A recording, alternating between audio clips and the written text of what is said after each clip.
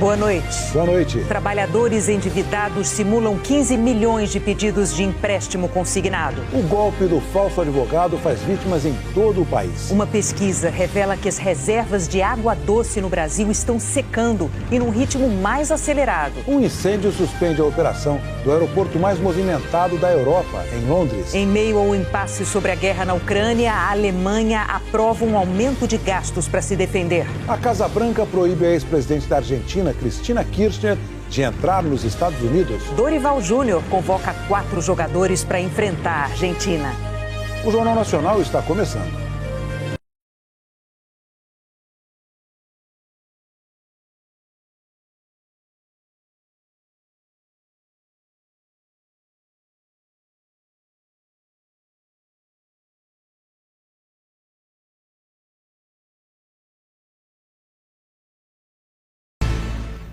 Trabalhadores com carteira assinada do setor privado passaram hoje a ter acesso ao empréstimo consignado. Nesse primeiro dia, as simulações ultrapassaram 15 milhões. De um lado, bancos, telefônicas, empresas do varejo. Do outro, brasileiros endividados, que procuraram esse mutirão atrás de descontos, prazos maiores e juros menores. Tiraram o juro, resolvi tudo, agora vou dar entrada e pagar todo mês o que eu consegui fazer, o acordo com eles. Baratear o custo do dinheiro é um dos objetivos da nova modalidade de crédito consignado que começou a funcionar hoje. A promessa do programa Crédito do Trabalhador do governo federal é de juros mais baixos para todos os 47 milhões de trabalhadores que têm carteira assinada ou empregados dos MEIs, microempreendedores individuais. Nessa primeira fase, a contratação será feita apenas pelo aplicativo da carteira de trabalho digital, mas é preciso autorizar o acesso dos bancos aos dados. A partir do mês que vem, a operação também poderá ser feita diretamente nos aplicativos dos bancos e instituições financeiras conveniadas. Uma das novidades do serviço é que quando o trabalhador acessar o sistema e informar quanto precisa emprestado, ele vai receber uma série de ofertas, como se fosse um leilão, e vai poder escolher aquela que oferece as melhores condições de pagamento, parcelamento, juros. O desconto vai ser feito direto na folha de pagamento e as parcelas mensais não podem ultrapassar o limite de 35% do salário. Na hora da contratação do empréstimo, o trabalhador pode usar como garantia até 10% do saldo no FGTS ou 100% da multa rescisória em caso de demissão. A partir do dia 25 de abril, também será possível fazer a migração, ou seja, trocar um empréstimo com juros mais altos por essa nova linha, com taxas mais baixas. O uso do FGTS ainda precisa ser regulamentado pelo Conselho Curador do Fundo, o que está previsto para acontecer no dia 15 de junho. Mas na prática, os bancos já estão concedendo essa modalidade de empréstimo. Só nessa sexta foram mais de 15 milhões de simulações, 1,5 milhão de propostas e 1.400 contratos fechados. Samuel Barros, do IBMEC, alerta que esse dinheiro não deve ser usado para contrair novas dívidas. O economista também avalia que mais crédito circulando nesse momento de preços em alta pode pressionar a inflação. A gente está vivendo um país onde a inflação ainda não está controlada, você tem uma pressão de oferta dentro do mercado, o que pode provocar mais uma pressão inflacionária dentro de um cenário que hoje está um pouco descontrolado. Mas certamente vai ajudar a população que está hiperendividada a ter um crédito um pouco mais barato. Então isso pode dar um fôlego para aquela pessoa mais sofrida em termos de endividamento. O Supremo Tribunal Federal decidiu por unanimidade extinguir a chamada presunção de boa-fé do comércio de ouro. A decisão vai auxiliar autoridades a combater o garimpo ilegal no Brasil, porque a partir de agora, quem quiser vender ouro terá de comprovar a origem dele. Uma lei de 2013 permitia a confiança só na palavra do garimpeiro. Bastava ele dar as informações, ter um recibo de venda e a declaração de origem. Com isso, garantia que o ouro tinha sido obtido dentro da legalidade. De acordo com os 3 partidos, PV, PSB e Rede Sustentabilidade, que acionaram o Supremo Tribunal Federal, esse ponto da lei era um estímulo ao garimpo ilegal. Em 2023, o ministro Gilmar Mendes suspendeu o princípio da boa-fé nas negociações de ouro no Brasil. Na decisão, o ministro determinou que o governo federal adotasse novas regras de fiscalização e medidas para impedir a venda de ouro retirado de áreas de proteção ambiental e terras indígenas. Ainda em 2023, a Presidência da República mandou um projeto ao Congresso com uma série de medidas, mas até agora não tramitou na Câmara dos Deputados. Na sequência, o governo tornou obrigatória a emissão de nota fiscal eletrônica no comércio de ouro. E a Receita Federal incrementou a fiscalização nos aeroportos. Pelas contas do Instituto Escolhas, que participou da elaboração da ação no STF, de janeiro a julho de 2024, a produção de ouro por garimpos caiu 84% em relação ao registrado no mesmo período de 2022. Antes das mudanças. Na decisão, agora definitiva, Gilmar Mendes ressaltou que a questão da boa-fé foi incluída em uma medida provisória que previa benefícios ao setor agrário, sem relação com garimpo. E que não é difícil verificar que a simplificação do processo de compra de ouro permitiu a expansão do comércio ilegal e fortaleceu as atividades de garimpo ilegal, o desmatamento, a contaminação de rios, a violência nas regiões de garimpo, chegando a atingir os povos indígenas das áreas afetadas. Para o diretor-presidente do Instituto Brasileiro de Mineração, Raul Jungmann, a decisão do Supremo sobre o fim da presunção de boa-fé reconduz a comercialização do ouro de garimpo para a legalidade em definitivo. A coordenadora de programas do Instituto Igarapé, Vivian Calderoni, afirma que a decisão aumenta o controle da cadeia produtiva do ouro. Porque a boa-fé permitia que os criminosos transformassem o ouro ilegal em legal com uma simples declaração sem necessidade de nenhuma comprovação, se tornando um verdadeiro paraíso para o crime, uma grande lavanderia de ouro no Brasil.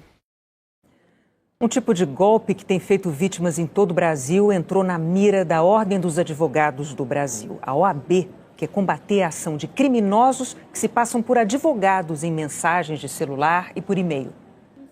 Esta servidora pública aposentada, que prefere não se identificar, tem uma doença crônica. Ganhou na justiça a isenção do imposto de renda.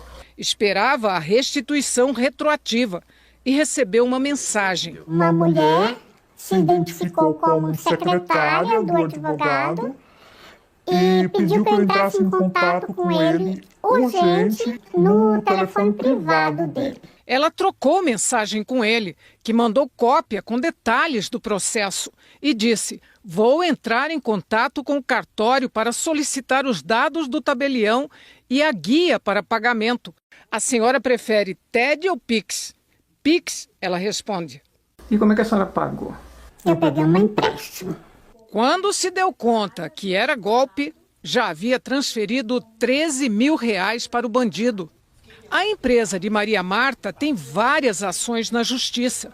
Por isso, ela achou normal receber mensagem, informando sobre uma decisão favorável. Eu estou aqui no fórum, tem um alvará para ser liberado, vou ver se eu libero logo, já que eu estou aqui. E aí ele fala assim, vão te ligar do banco para cadastrar a conta. Quando percebeu que era golpe, já havia perdido R$23 mil. Seria o pagamento das custas do processo. O que é indignante é que eu, vítima, fiquei envergonhada porque me achei burra de ter caído num golpe desse. Eu que nunca caí em golpe. Nunca caí em golpe. Depois eu fui deixando de ficar envergonhada e fui ficando indignada. Essas fraudes têm feito vítimas em todo o país. Gente que aguarda decisão judicial, de ação trabalhista, previdenciária ou pedido de indenização. O chamado golpe do falso advogado é convincente, usa linguagem jurídica sofisticada. Em alguns casos, simula a voz dos verdadeiros advogados. Ainda não temos notícias da participação direta de advogados. Estamos em fase de apuração. Inclusive, nos próximos dias será debatido pelo Colégio de Presidentes de Seccionais a possibilidade de nós nacionalizarmos essa investigação, levar a Polícia Federal a reunião de todos os dados que já foram apurados, não só pela Ordem, bem como pelas polícias de cada estado, para que nós façamos e acompanhemos, junto à Polícia Federal, uma investigação no plano nacional para que nós consigamos desarticular toda essa quadrilha. A OAB orienta a desconsiderar cobranças por ligações, aplicativos de mensagens e e-mails e sempre se certificar diretamente com o próprio advogado já conhecido. O que a pessoa deve fazer imediatamente é desconfiar, não necessariamente desconfiar do seu advogado ou da sua advogada, mas desconfiar desse tipo de abordagem e não adiantar sobre nenhuma hipótese, nenhum valor, até confirmar que se trata de um contato legítimo ou verdadeiro do seu advogado ou da sua advogada. A equipe de checagem do Grupo Globo encontrou um vídeo com conteúdo falso sobre febre amarela. Quem mostra pra gente é a Paula Paiva. Ela fez a checagem aqui, está. Boa noite, Paula. Boa noite, Heraldo. Boa noite, Renata. Boa noite para você que está aqui com a gente. Uma categoria muito comum de fake news são as tais receitas milagrosas. A gente já desmentiu aqui no Fato ou Fake dezenas de receitas caseiras que prometem curar e combater doenças como Covid, dengue e até câncer. Nos últimos dias, circulou nas redes sociais o vídeo de um homem que se apresenta como terapeuta natural, dizendo que uma receita de couve, maçã, limão, alho e mel previne e cura a febre amarela em 12 dias. Mas isso é fake, é mentira. O Fato ou Fake conversou com a infectologista Tânia Chaves. Ela é da Sociedade Brasileira de Medicina Tropical, também professora da Universidade Federal do Pará. E ela explicou que essa receita não trata nem previne nenhuma infecção viral. Vale lembrar que a febre amarela é causada por um vírus e transmitida através da picada de mosquitos infectados.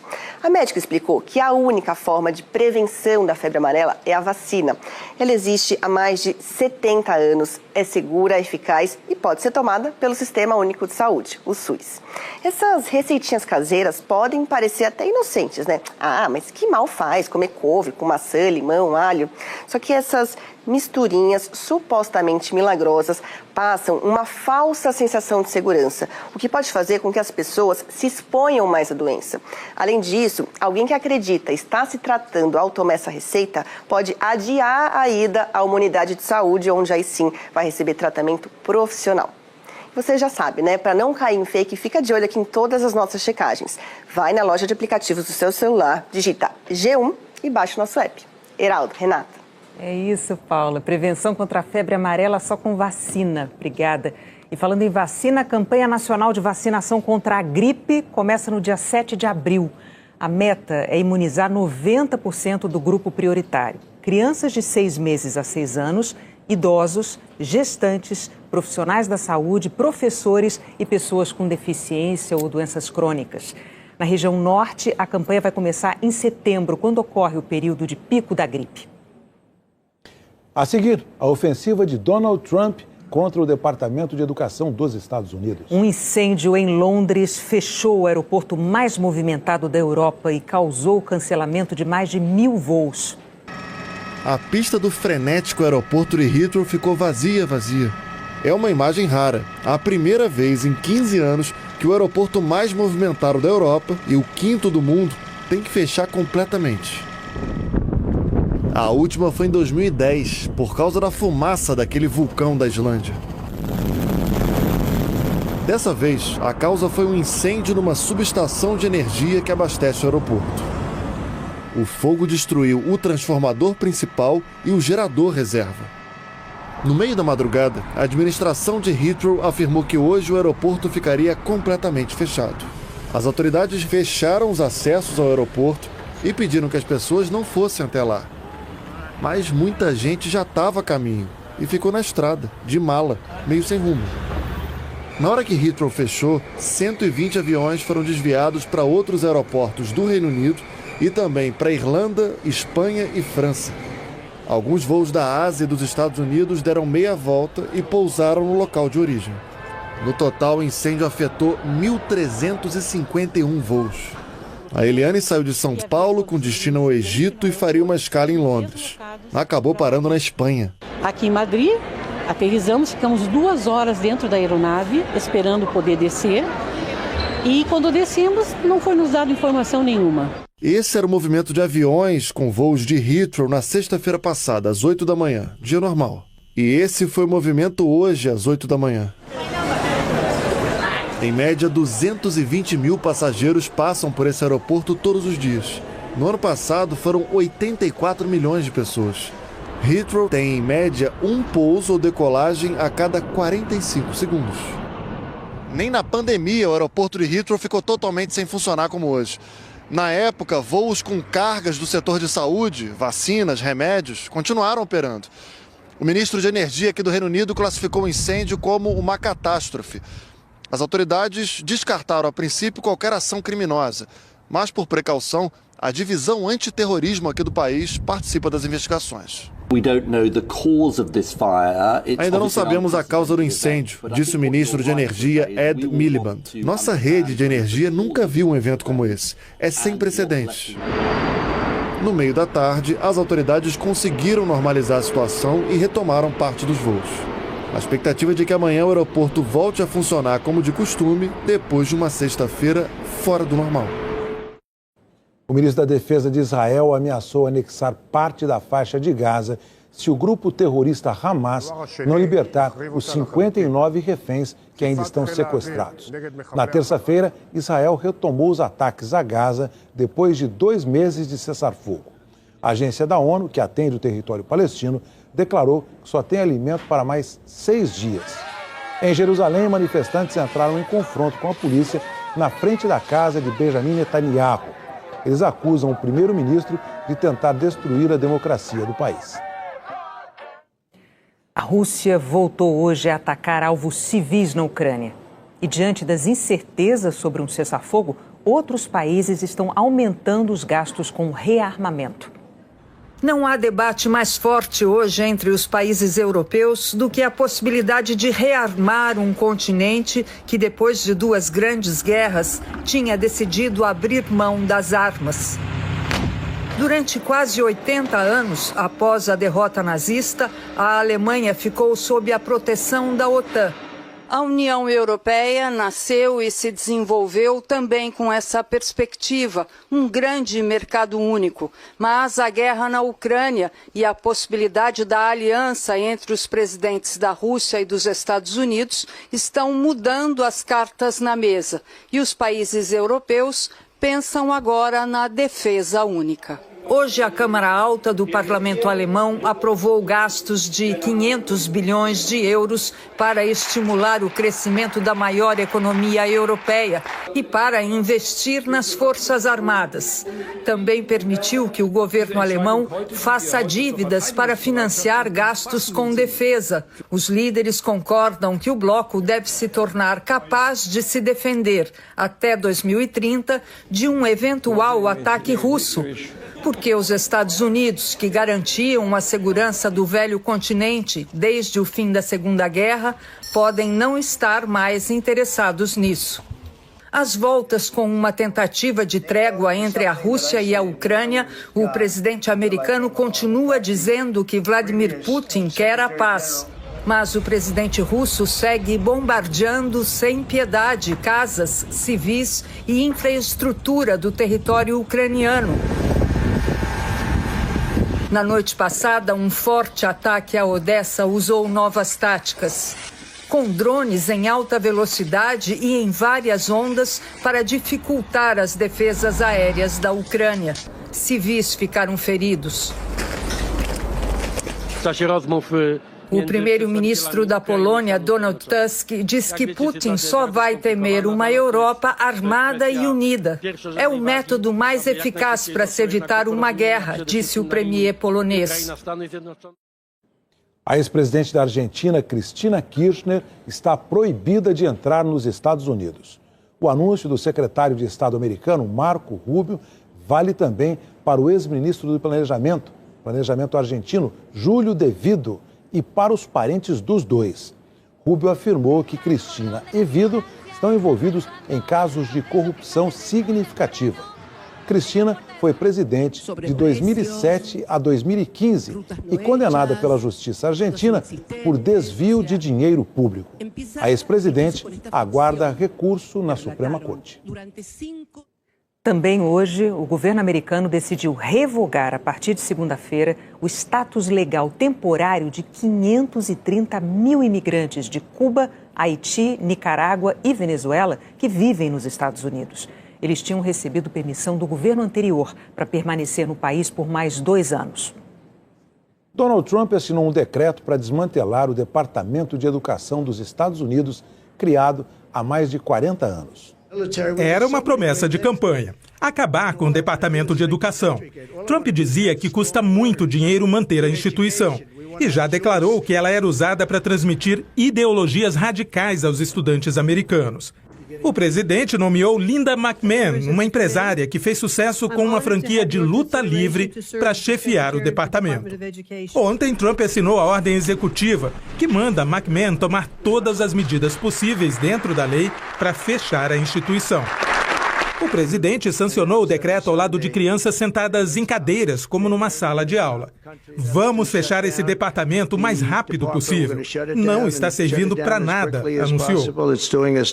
Fechar um departamento, que nos Estados Unidos é o equivalente ao ministério no Brasil, não depende só do presidente americano. Precisa de aprovação do Congresso. Mas a medida assinada por Trump, na prática, inviabiliza a existência do Departamento de Educação.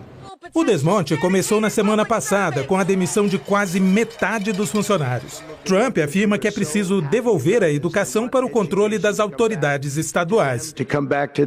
Mas elas já têm autonomia sobre o ensino. Diferentemente do Brasil, nos Estados Unidos, o governo federal não estabelece um currículo comum a todo o país. Essa atribuição cabe aos governos locais. O Departamento de Educação administra e repassa recursos para garantir igualdade no acesso ao ensino.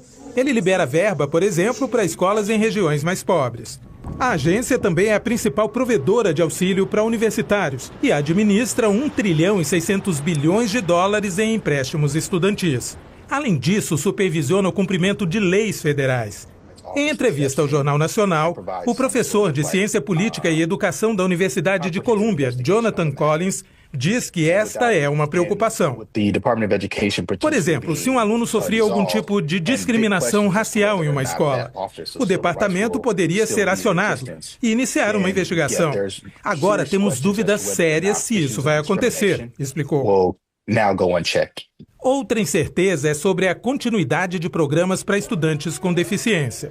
Trump afirmou que vai entregar iniciativas de alimentação estudantil e empréstimos para outras agências do governo. Esta mãe, que participa de uma organização que ajuda alunos de baixa renda, teme que o fim do financiamento federal do departamento aumente a desigualdade. Quem tem mais recursos vai colocar seus filhos em escolas com mais dinheiro, mas e aqueles que não têm a mesma condição? Questiona. A seguir, as reservas de água doce do Brasil estão secando e num ritmo mais acelerado.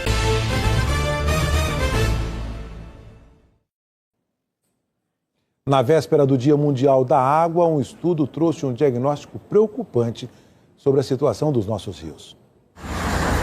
O que os olhos veem, os ambientalistas confirmam.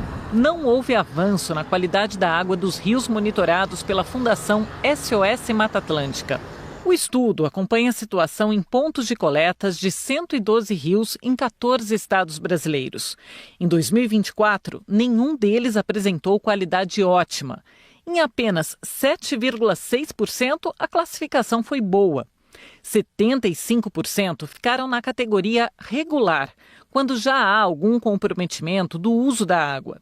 Em 13,8%, o quadro é ruim. E em 3,4%, péssimo. São os mesmos rios que já estavam nessas condições em 2023.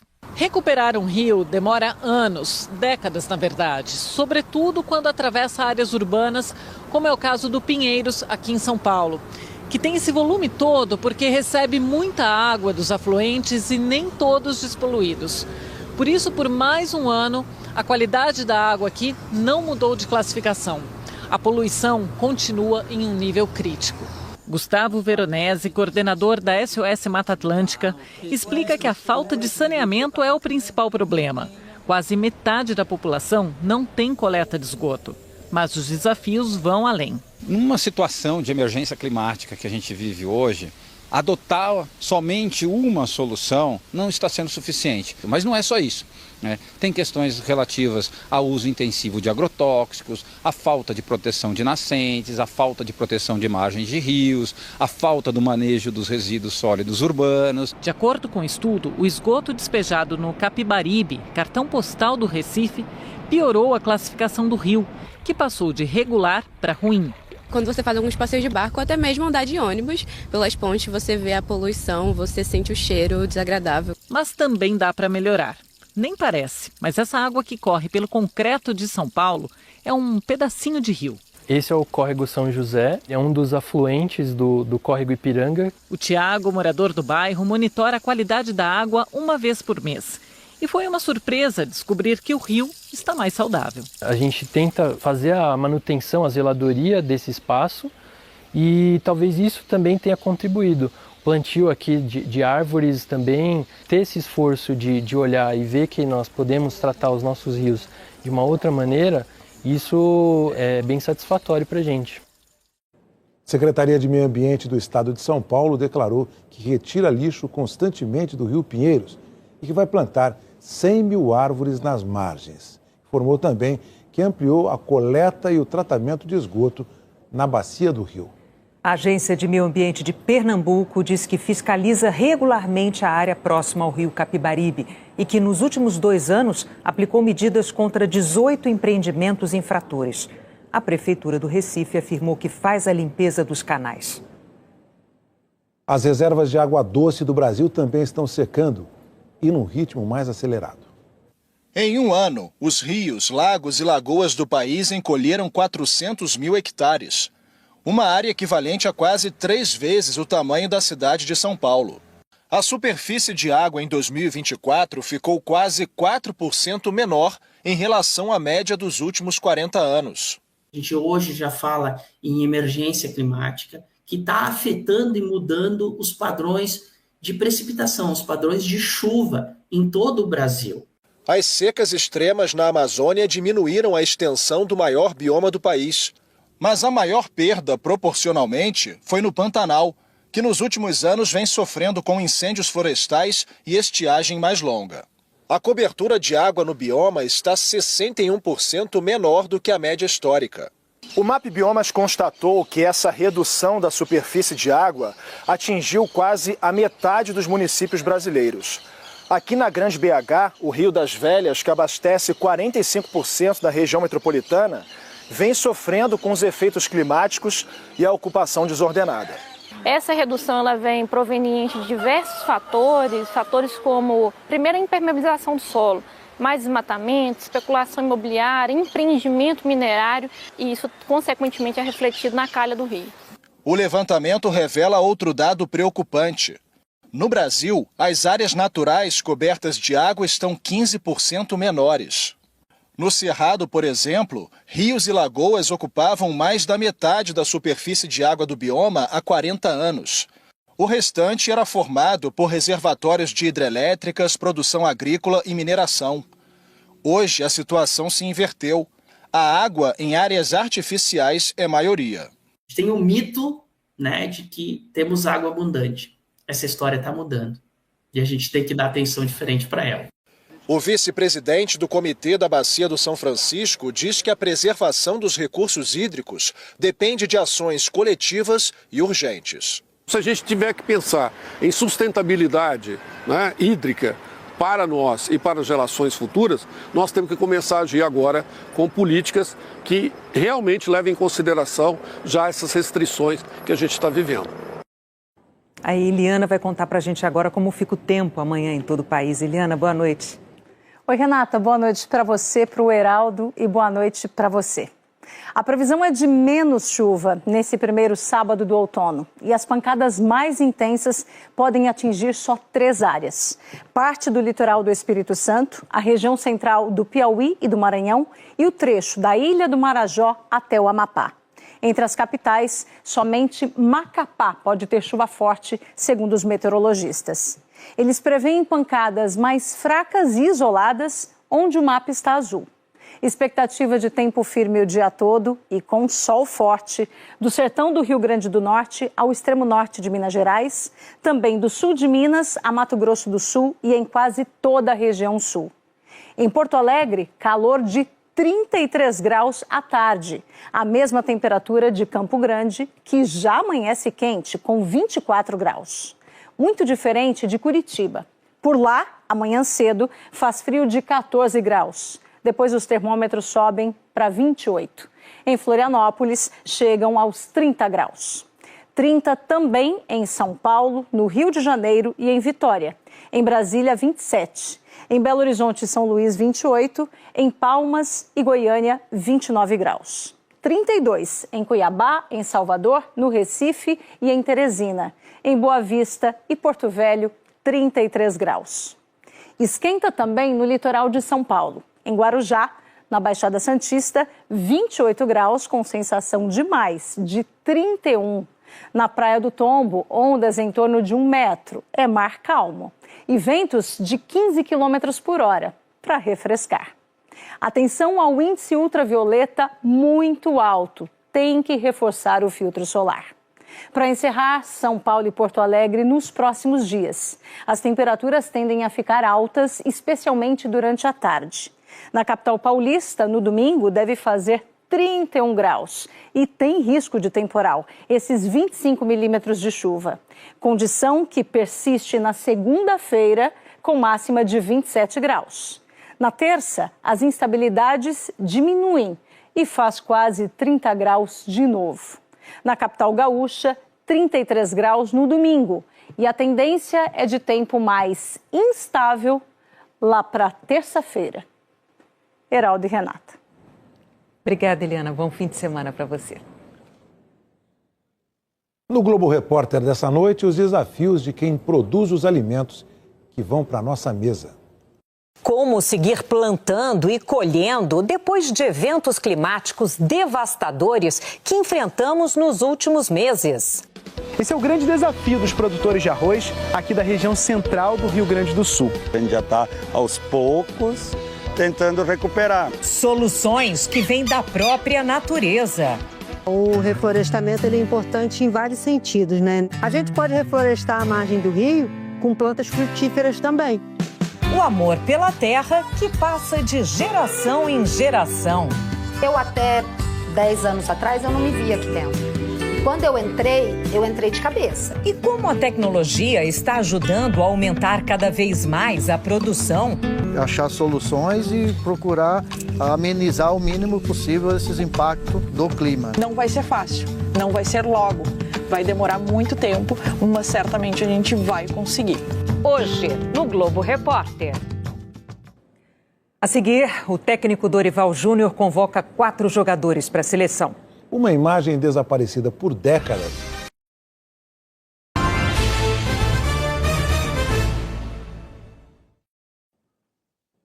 Depois da vitória da seleção brasileira sobre a Colômbia, o técnico Dorival Júnior precisou convocar 4 jogadores.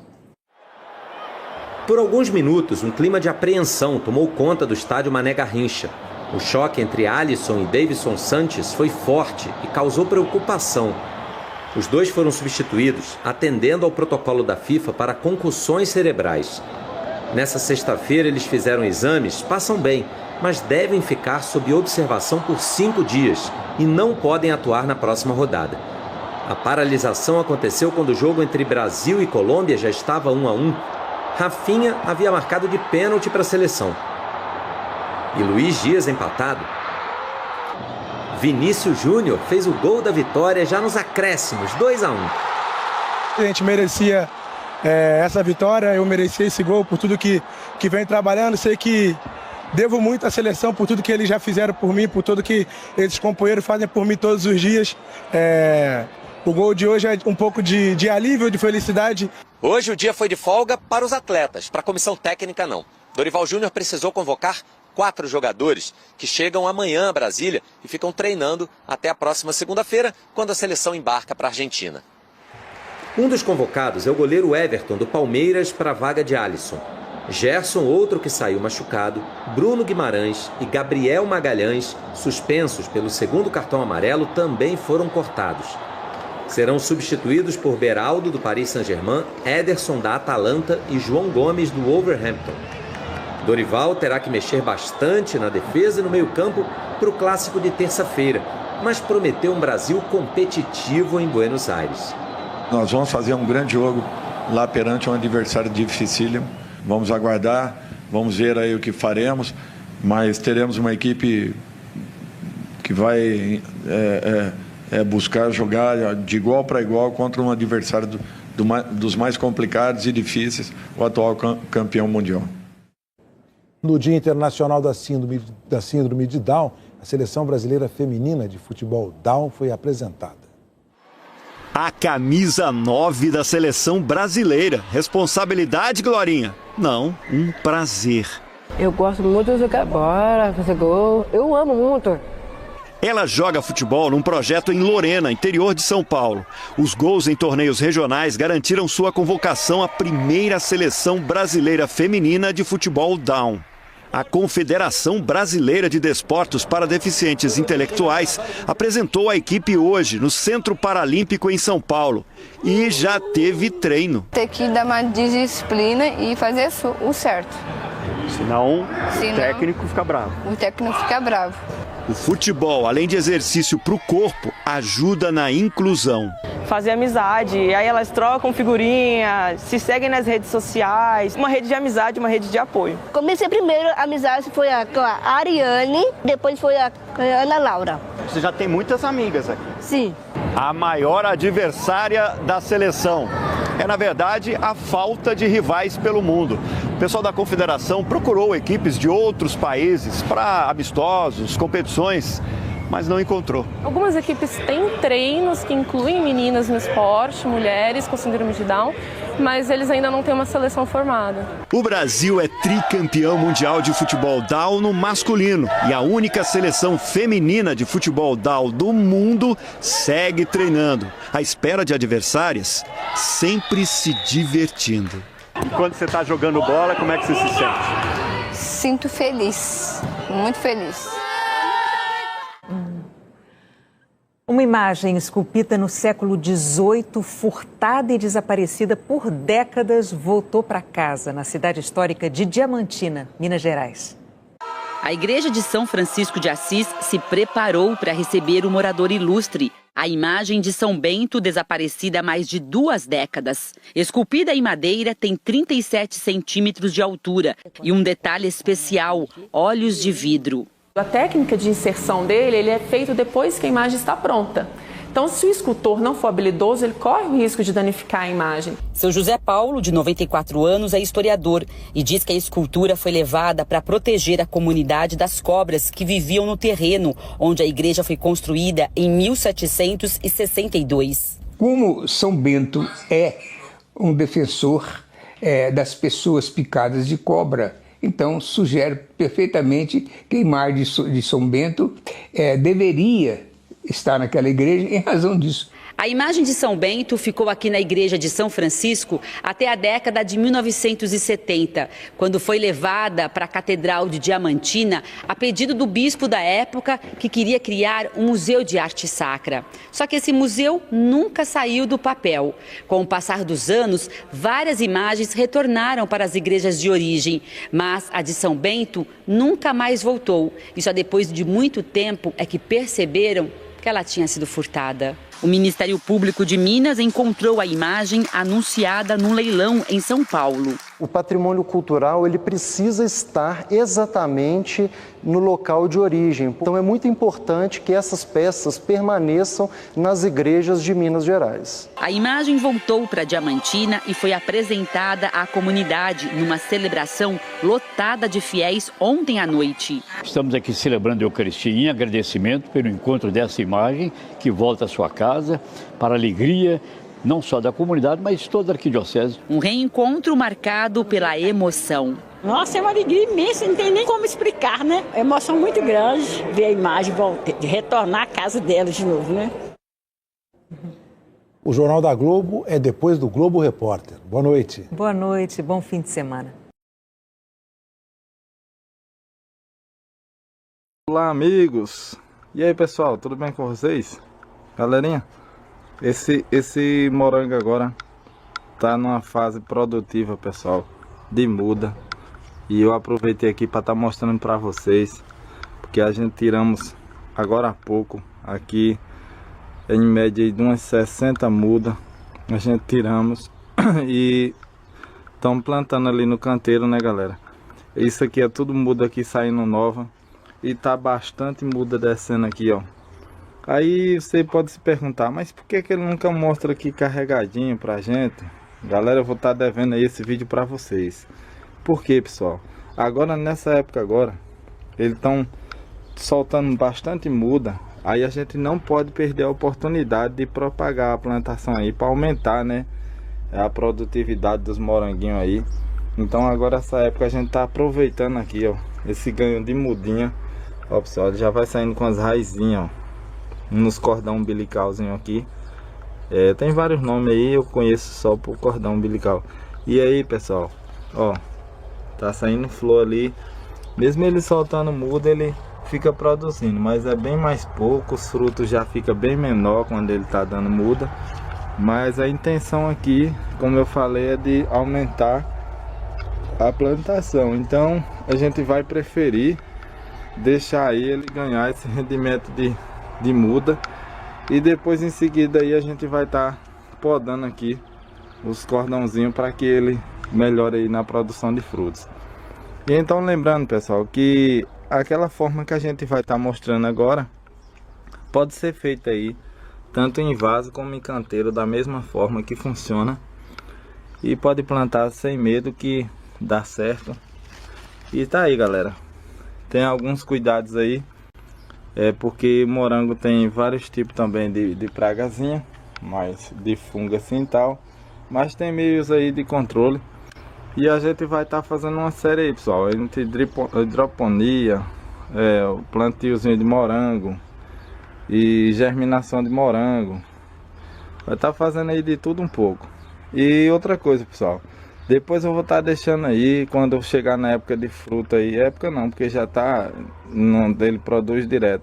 Assim que a gente tiver deixando ele produzir bastante fruta aí, a gente vai estar mostrando aí esses frutozinhos, pessoal, tudo madurinho aí para vocês. Porque uma coisa aqui que é um desafio grande em eu conseguir juntar uma quantidade boa de fruto, são meus filhos aqui, né, pessoal? Eu tenho 3 filhos.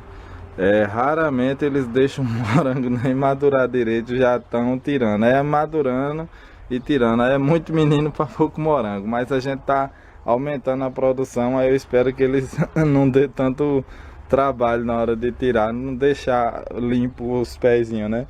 Para que a gente consiga marcar aí uma imagem aí boa aí, com eles bem cheios de frutos maduros. Então é isso aí, galera. A gente vai mostrar para vocês agora ali como que é o procedimento. E pode plantar sem medo que dá certo. Galera, já tem alguns plantados ali. Tem alguns moranguinhos já plantados. Tem outros aqui já pego já no canteirinho no chão. E o que é que a gente tá fazendo, pessoal? Cortando esses aqui, ó. Foram todos tirados de lá. Já mudinhas com esse formato de raiz aqui, ó.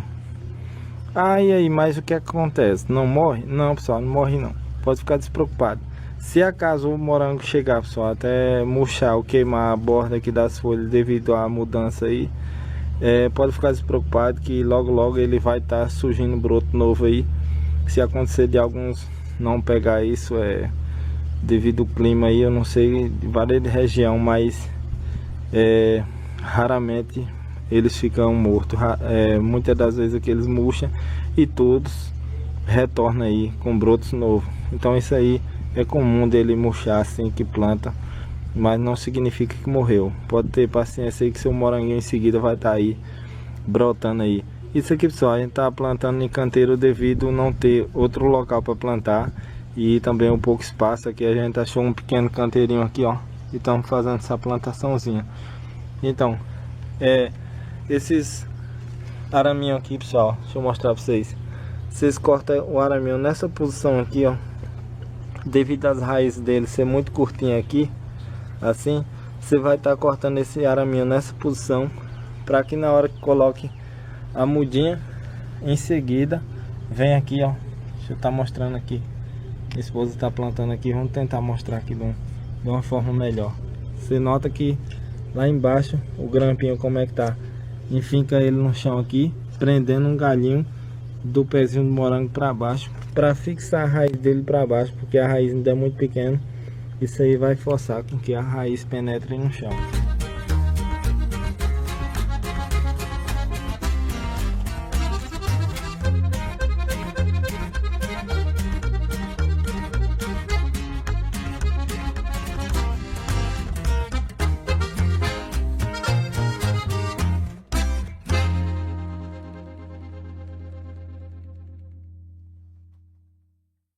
Aqui são mudinhas de morango que a gente tá fazendo.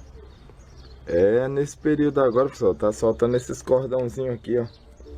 Os cordãozinhos, chamam de cordãozinho umbilical, tive soltando uns bebezinhos aqui. E aí, galera, eu tenho outros nomes aí, mas eu chamo assim. Então, no que foi descendo aqui, pessoal, tava tudo pendurado aqui de muda. Então eu coloquei esses copinho aqui, pode ser com a terrinha adubadinha aí, qualquer terra, desde que seja adubada aí com esterco, uma plantazinha assim, pessoal. Se você tiver algum vaso aí de plantas aí desocupado também, pode fazer também, mas no copinho assim ficou mais prático. Então você pode fazer um adubozinho numa terra aí, como se fosse para qualquer outra plantinha. Porque esse cano aqui, pessoal, não é terra, que é substrato de vermiculita, pessoal, vendo nas floricultura aí, substrato de vermiculita com, como é que chama? Assim, o substrato de vermiculita, somente ele aqui com a terra. Aqui, eu vou mostrar pra vocês aqui, ele é bem pretinho. Então eu vou fazendo adubo líquido, pessoal, entendeu? Você pode dissolver adubo também natural aí, o adubo orgânico aí, e despejando aqui dentro, uma vez ou outra, e regando com adubo líquido. Você desmancha ele aí e vai colocando, porque esse substrato, pessoal, ele segura bastante adubo, ele segura moação e bastante adubo. E o bom é porque ele é leve. Foi a ideia de colocar ele aqui nos canos, por conta dele ser leve e não pesar os canos, né? Que eu pendurei na varanda aqui, ó. Aí, ó. Foi pendurado na varanda, então se colocasse terra, pessoal, iria pesar bastante para segurar, né? Então, com o substrato fica bem mais leve. Um saco de substrato, só você mistura com um pouquinho de terra para render. Se comprar aí, você enche bastante cano. Eu fiz em cano de 75, ó. Fiz esse no cano de 100. Aí fiz um no de 75 para fazer o teste. E deu certo, né? Ficou produzindo e eu continuei plantando o restante todo no cano de 75, ó. Com a serra copo. Se você não tiver uma serra copo, pode fazer uns quadrados com maquita, entendeu? E aí faz um furo que não fique muito pequeno, na largura de um copo desse descartável de 200 ml, o furo, que é uma serra copo de 55, acho que é milímetro que fala. Então, galera,